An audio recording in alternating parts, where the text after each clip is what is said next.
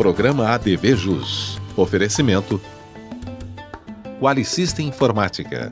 Automação em serviços para a área do direito. 3234-2720. Olá, meus amigos do ADV Jus, estamos chegando com um novo programa e, como sempre, agradeço a você que me acompanha sempre através da TV RP, Canal 9 da NET, das redes sociais, do Facebook, do Instagram e também do nosso site, o advjus.net. Muito obrigado pela companhia de sempre, ok? Hoje, com imensa satisfação, estou recebendo meu colega advogado, o Dr. José Roberto. O Dr. José Roberto Reis da Silva é meu colega advogado, professor, palestrante. Ele tem especial conhecimento na área do direito agrário. Ele é presidente da Comissão de Direito Agrário e Agronegócio aqui da 12ª subseção. E também integra a banca Gatto e Martinucci Pelissari, aqui de Ribeirão Preto mesmo. A nossa pauta de hoje, teoria e prática nos contratos agrários. O ADV Jus já está no ar. Bom programa para você!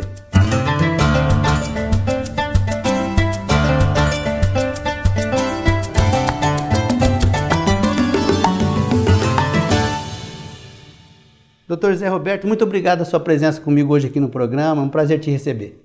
Doutor Marco, eu que agradeço estar aqui com vocês, participando. Doutor, olha só que tema bacana, né? Nós vamos falar aí da prática, né? Teoria e prática dos contratos agrários. Eu gostaria que inicialmente que o senhor fizesse aí uma breve reflexão sobre a origem, né, do contrato agrário, doutor.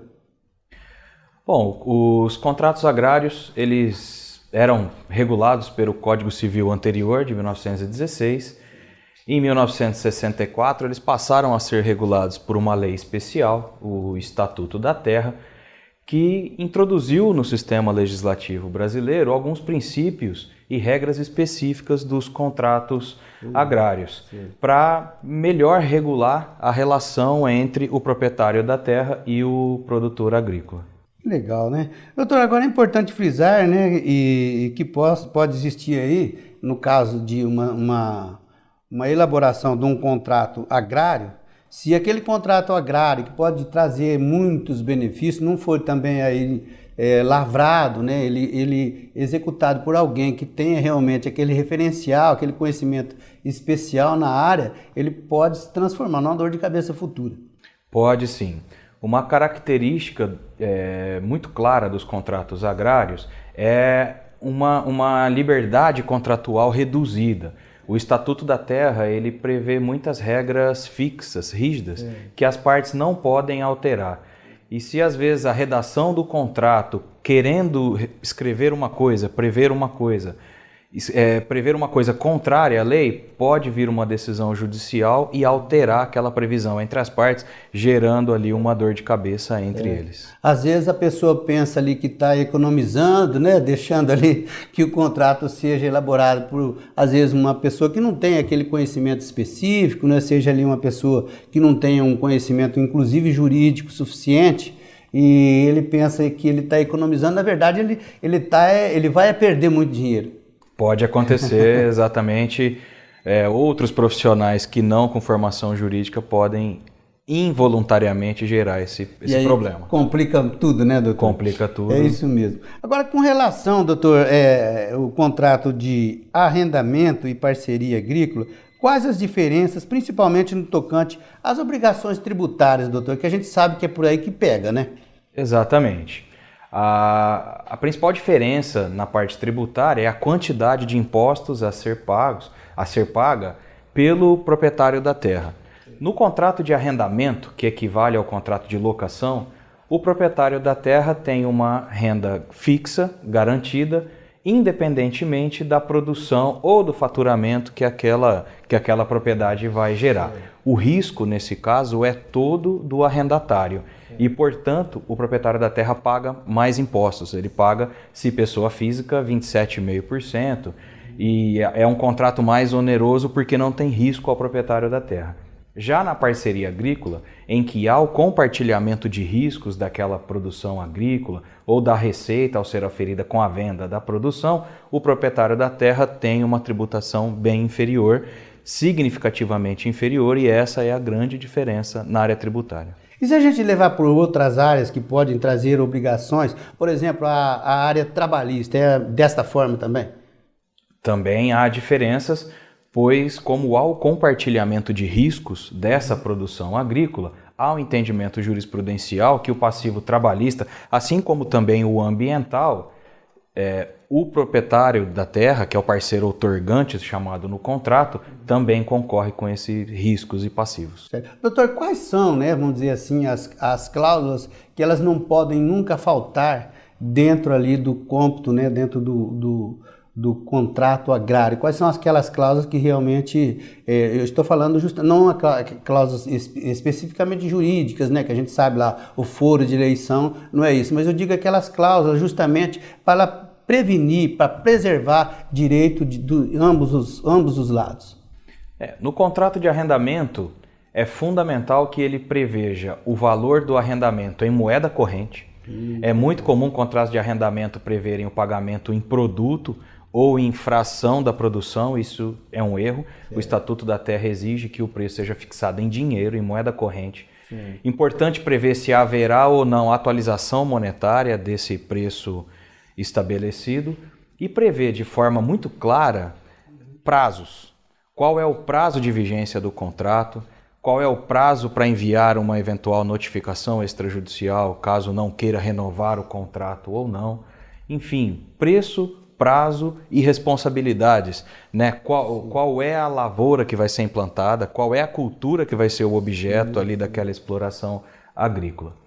No contrato de parceria agrícola é importante prever o compartilhamento de riscos, pois se o contrato prevê que o dono da terra receberá valores ou participação na produção independente do risco, pode haver uma descaracterização e tornar-se um contrato de arrendamento.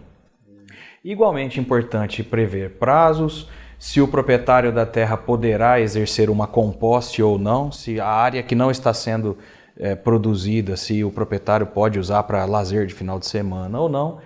E foro de eleição, como você mesmo disse, são cláusulas que, se expressamente previstas, minimizam muito o conflito e os riscos. Tá certo. Doutor, agora, normalmente, né, as pessoas imaginam ali que quem pode usar os polos, né, quem pode figurar nos polos lá do contrato agrário, são pessoas físicas, mas não é só, né?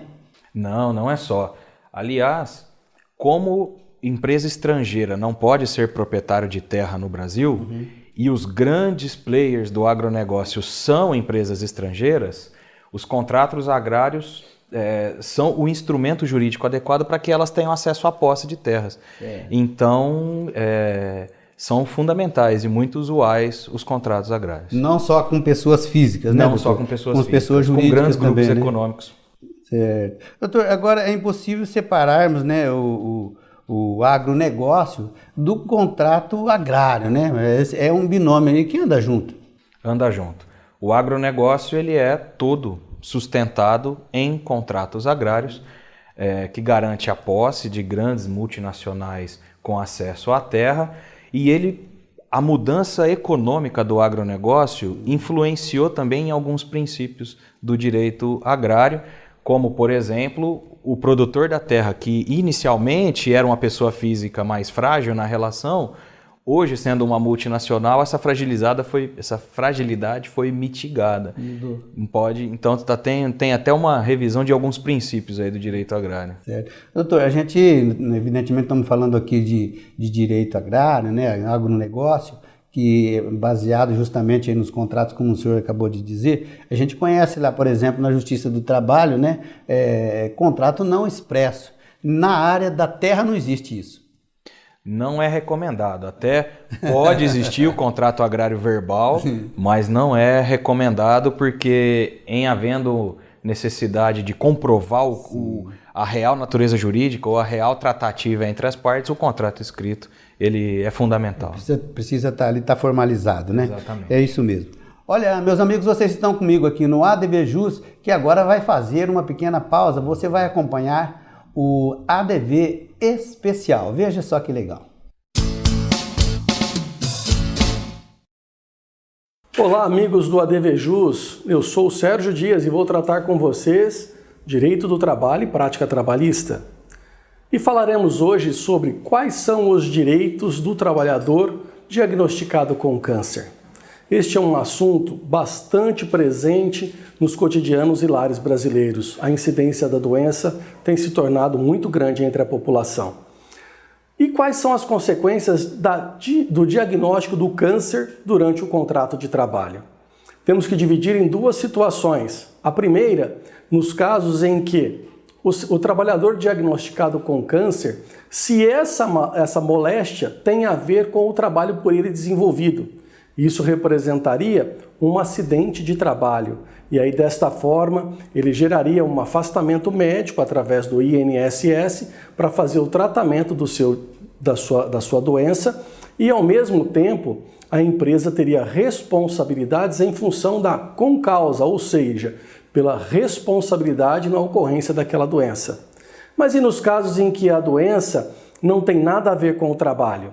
Da mesma maneira, o trabalhador irá se afastar pelo INSS, mas não agora sob a modalidade de auxílio-doença. E o contrato de trabalho permanecerá suspenso até que ele receba a alta médica e tenha condições de retornar ao trabalho. Quando do retorno ao trabalho, a estabilidade de emprego será de 30 dias e após esse período, vencida a estabilidade, a empresa pode fazer a dispensa desse funcionário. E na situação daquele em que a doença é decorrente de um acidente de trabalho? Neste caso, ele retornando do afastamento médico que tratou e teve a alta médica, a estabilidade será de 12 meses, para que ele possa ter a sua saúde completamente restabelecida. E naquele caso em que o trabalhador foi acometido por câncer, mas que isso não tem nada a ver com o seu trabalho, ele terá, a partir do 15º dia, o afastamento pelo INSS, um laudo médico dando afastamento a ele a partir do 15º dia, o afastamento pelo INSS agora através de auxílio-doença. E ele permanecerá afastado até que o seu tratamento seja concluído. Recebendo a alta médica, ele retorna ao trabalho e terá o direito a uma estabilidade pelo prazo de 30 dias, ok? Dúvidas? Sugestões? Mande o seu link aqui. Um grande abraço, Sérgio Dias. Ok, muito obrigado, doutor. Nós estamos continuando aqui com o doutor José Roberto. Doutor, para a gente fechar aqui o primeiro bloco, né, eu gostaria que o senhor fizesse aí uma breve consideração, né, com relação às principais questões que podem ser advindas do contrato agrário, evidentemente, que ali focando o agronegócio. O momento da devolução do final do contrato e a devolução da propriedade ao proprietário é um momento bastante sensível. Sim. Tanto para contratos de arrendamento quanto para contratos de parceria agrícola.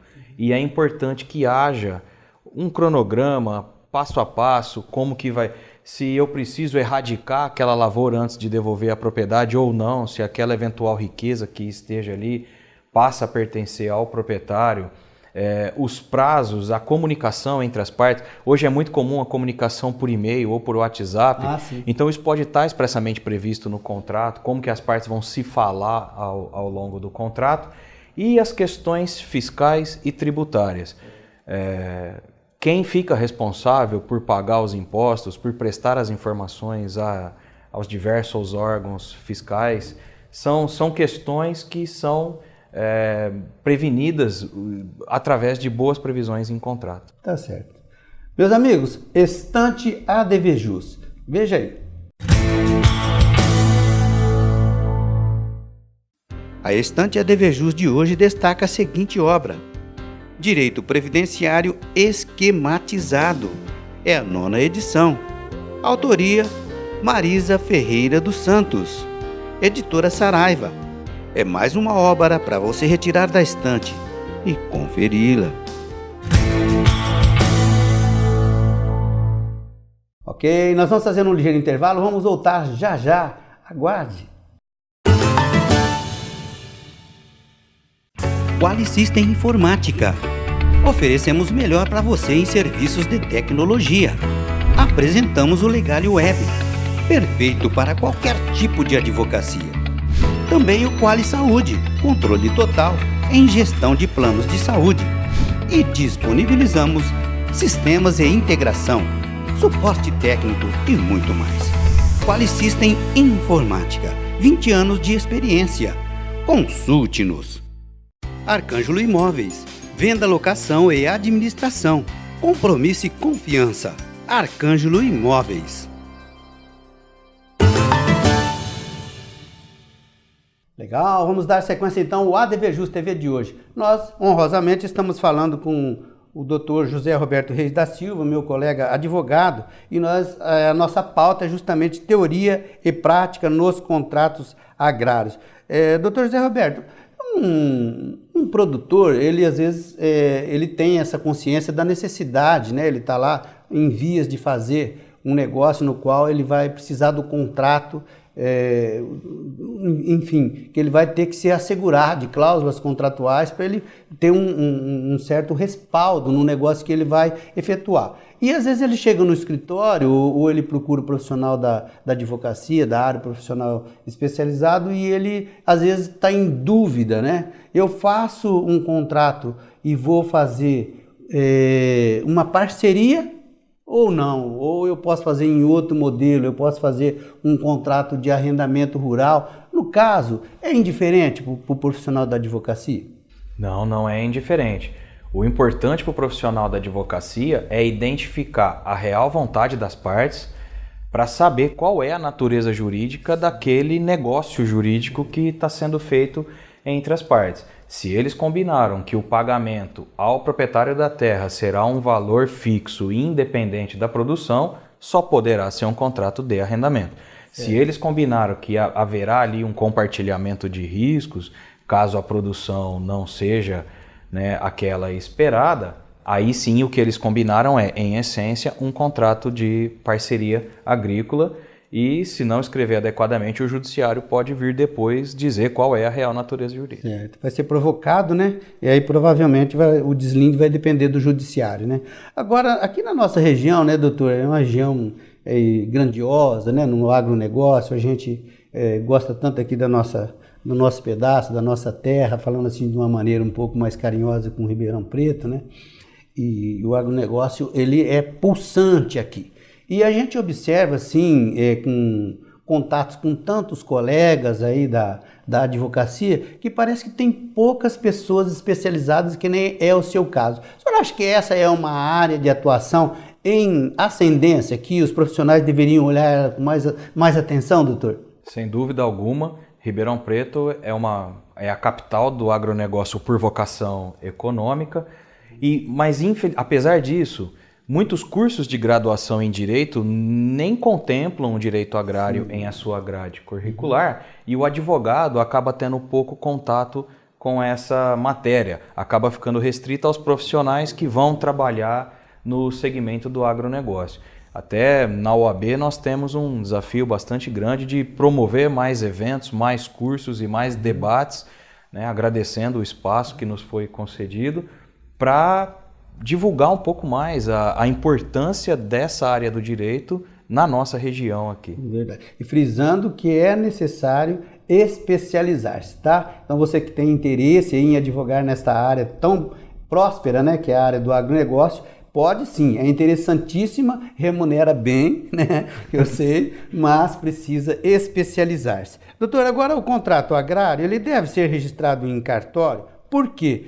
E quanto a reconhecimento de firma, isso é também necessário? Não são obrigatórios, mas são altamente recomendados.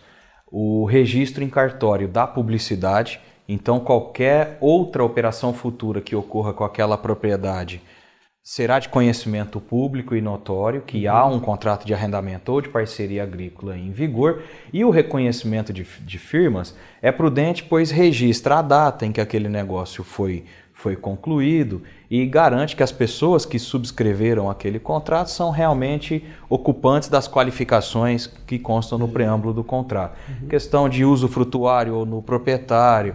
Então, o reconhecimento de firma traz diversos benefícios, ainda que não seja obrigatória. Certo. Doutor, agora uma questão que chegou aqui para a gente, em nível de internet, né? Quando souberam que o doutor José Roberto estaria aqui falando de justamente contrato agrário, né? Teoria e prática, a questão é a seguinte: é possível eleger-se, né? O fórum de eleição constar em uma comarca diversa àquela da celebração do contrato?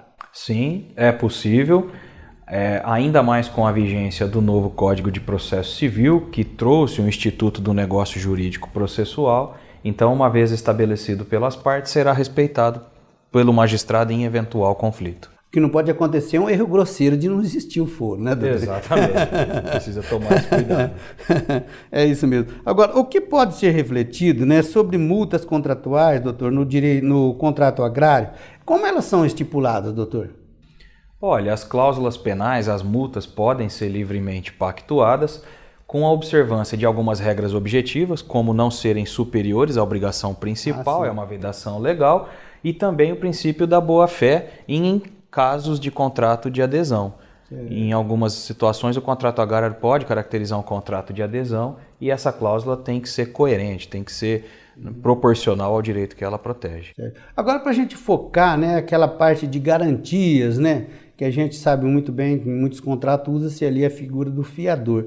Quais são, né, ou quais o senhor indicaria, ou acha que é recomendável, garantias num contrato agrário, né? Quais são as principais ou quais são as mais usuais?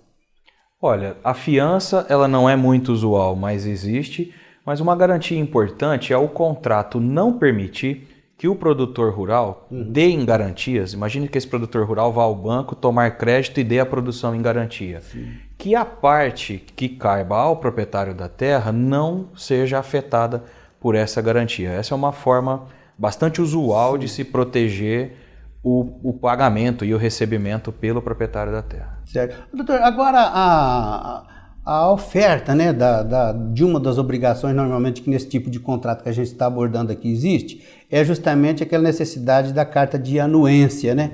Eu queria que o senhor falasse um pouquinho se ela pode sim trazer algum tipo de gravame para o emitente. Pode sim. Uma vez externada a sua anuência, você permitir que a contraparte ali no contrato realize uma operação financeira ou de crédito, você está concordando que aquilo seja realizado e pode sofrer os efeitos e as consequências disso. A pessoa tem que usar ali sinceridade e compromisso em primeiro lugar, né? Exatamente. Que pode virar de lá para cá, né? Agora, com relação aos contratos agrários, doutor, o que a gente ainda não falou, que o senhor gostaria de deixar consignado para o pessoal que nos acompanha?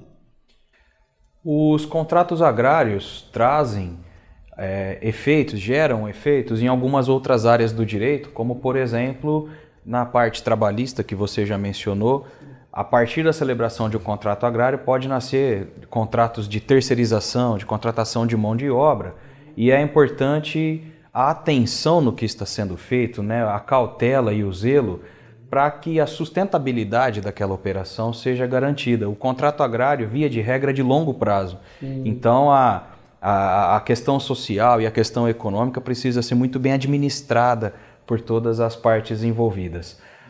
O cumprimento das obrigações fisco-tributárias é fundamental e atingir a função social da propriedade agrícola acima de tudo. O principal objetivo do Estatuto da Terra é que as propriedades agrícolas atinjam a sua função social, que é produzir de forma sustentável. Então, a propriedade agrícola ela existe para produzir. Tem que cumprir a função social. Tem que cumprir a função social. Tá certo. Meus amigos, mais um ADV especial aqui no ADV Jus. Veja. Olá, amigos do ADV Jus. Hoje nós vamos falar um pouco sobre a indenização de períodos trabalhados vencidos, não é? Períodos remotos que você queira reconhecer para fins de obter um benefício previdenciário. Esse momento, agora, pré-reforma, é um momento em que se você tem um período que você trabalhou na informalidade, que não esteja reconhecido perante o INSS, não tem anotação na sua carteira, esse é o momento que você deve avaliar a possibilidade de se reconhecer formalmente esse período em que você trabalhou, mas não tem os registros necessários. Por que esse é o momento? Em regra, a multa e o juro é muito alta para você indenizar um período. Mas, como a reforma da Previdência deve vir de uma forma agressiva, aparentemente, sonegando vários direitos que você pode ter hoje e deixará de ter daqui a um tempo, por exemplo, de aposentar sem a necessidade de ter uma idade mínima, né? Então é muito importante que você faça essa análise. E esse é o momento. Você precisa do quê? De documentos, inícios de prova, qualquer documento que você tenha, que você realmente trabalhou ou teve aquela empresa naquele período, e testemunhas, não é? Com isso, a gente pode pleitear o reconhecimento desse tempo perante o INSS. Esse tempo, ele pode sim favorecer a obtenção de um benefício. Um exemplo, se falta 2 anos para você conseguir aposentar hoje, mas você tem esse vínculo de 2 anos que você trabalhou na padaria sem registro, não é? E conseguir comprovar esse período, você passa a ter o direito de aposentar hoje, ok? Então, e não se sujeita à reforma. Então, essa situação de indenizar ou não os períodos vencidos é de suma importância que você reúna essa documentação, que você elenque as pessoas que possam testemunhar isso, que tenham presenciado esse fato, não é? E procure sim uma pessoa de sua confiança, um profissional de sua confiança, para que ele avalie a conveniência ou não de se demonstrar esse tempo agora, ok? Fica aqui mais uma dica para vocês, lembrando o seguinte, que perante o INSS, toda indenização vem carregada com juros e multas elevadas, bem elevadas. A jurisprudência, sobretudo do STJ, já está consolidada no sentido que se for um período anterior a 1991, ficam então desnecessário o recolhimento de juro e multa, mas para isso você vai precisar de uma ação judicial. Isso é uma jurisprudência consolidada no STJ, evidentemente que podem existir decisões diversas na nossa base aqui, mas o STJ tem isso bem tranquilo, bem firmado. E com juro e multa, muitas vezes seu período é posterior a 1991, mesmo assim, hoje, nessa iminência de reforma, pode ser que compense.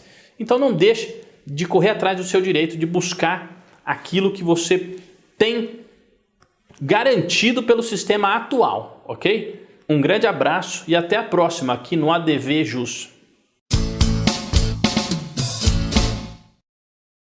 Legal. Doutor, para a gente encerrar a nossa ADV Jus TV de hoje, eu sei aí muito bem, né, que o senhor vai ministrar um curso na OAB, na 12ª subseção aqui de Ribeirão Preto. Quando vai ser, doutor? Né? E onde pode ser encontradas maiores informações, doutor? Que curso que é?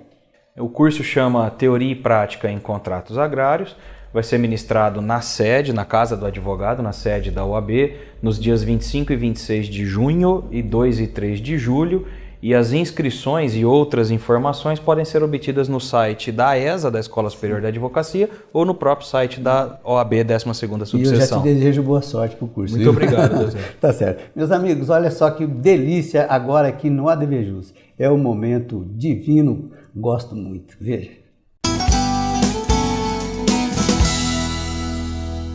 Vinho Chardonnay de Papi, vinho tinto vermelho rubri, com reflexos granada, olfato, aromas de morango, cereja, toques de trufa, baunilha, tostado e final mentolado e herbáceo. O paladar, elegantes taninos aveludados, prazeroso, com ótimo volume, harmonia e final longo. Uva, várias uvas. Ele é produzido pela vinícola Domaine, Juliette Avril, Vale do Rhône, na França.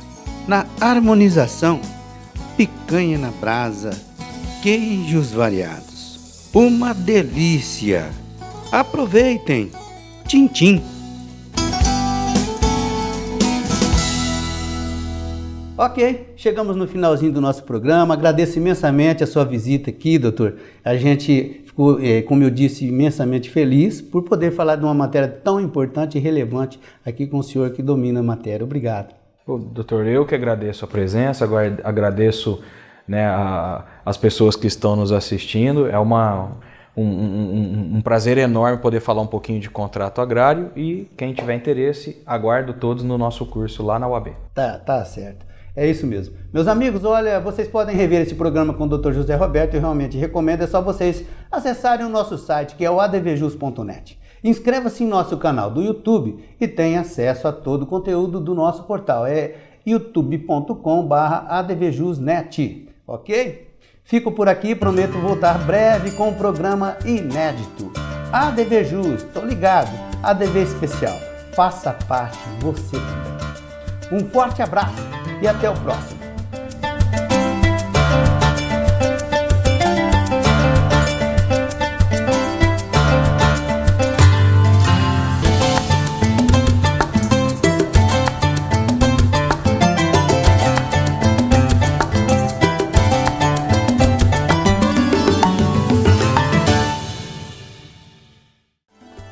Programa ADVJus. Oferecimento Qualisystem Informática.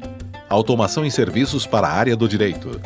3234-2720.